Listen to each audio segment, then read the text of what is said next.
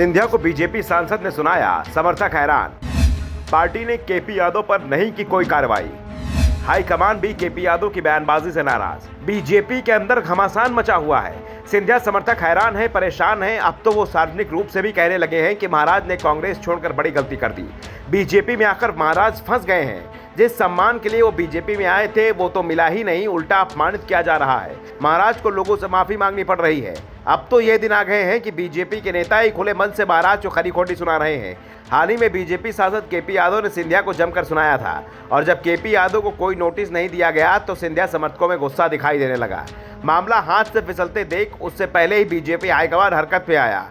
इसके बाद पार्टी के राष्ट्रीय सह संगठन मंत्री शिव प्रकाश ने गुना शिवपुरी के सांसद केपी यादव को भोपाल बुलाया, उन्हें चेतावनी देकर समझाया आगे से कोई भी ऐसा बयान सामने नहीं आना चाहिए जिससे पार्टी की छवि खराब हो, किसी बड़े नेता की छवि खराब करने की कोशिश भी ना हो। पार्टी दफ्तर पहुंचे केपी यादव को शिव प्रकाश अपने साथ लेकर गए थे। 3 दिन पहले ही केपी यादव केंद्रीय मंत्री ज्योतिरादित्य सिंधिया को घेरते हुए बयान जारी किया था। यादव ने सिंधिया पर तंज कसा था कि यादव समाज के सम्मेलन में उन्हें छोड़कर समाज के अन्य सभी नेताओं को बुलाया गया।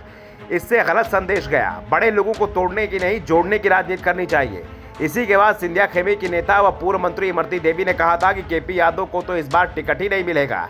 पार्टी ने अभी तक इमरती से कोई पूछताछ नहीं की है और शायद की भी नहीं जाएगी, क्योंकि इमरती ने जो कुछ भी कहा है वो सच ही दिख रहा है। क्योंकि हाईकमान ने सिंधिया को गुना शिवपुरी सीट से चुनाव लड़ने की तैयारी करने को भी कह दिया है, जिसके बाद सिंधिया क्षेत्र में सक्रिय हो गए हैं। फिलहाल यहाँ से बीजेपी के ही केपी यादव सांसद है और उनका टिकट कटता दिख रहा है, जिस कारण से उनका गुस्सा सिंधिया पर निकल रहा है। वैसे लड़ाई सिर्फ केपी यादव और सिंधिया के बीच नहीं दिखाई दे रही है, पूरे एमपी में ही बीजेपी के नेता आपस में भिड़े हुए दिखाई दे रहे हैं।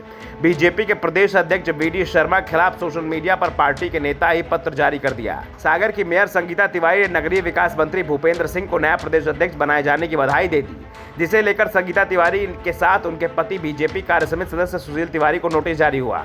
नोटिस का जवाब 3 दिन में देना था, लेकिन जैसे ही मेयर को नोटिस मिला उन्होंने तुरंत ही माफी मांग ली, पोस्ट भी डिलीट कर दिया। सफाई में कहा वो खुद सोशल मीडिया फ्रेंडली नहीं है, स्टाफ की गलती से यह पोस्ट हुआ था और जिसने पोस्ट किया उसे नौकरी से हटा दिया गया है। पार्टी ने तिवारी को कठोर कार्रवाई करने की चेतावनी दी थी।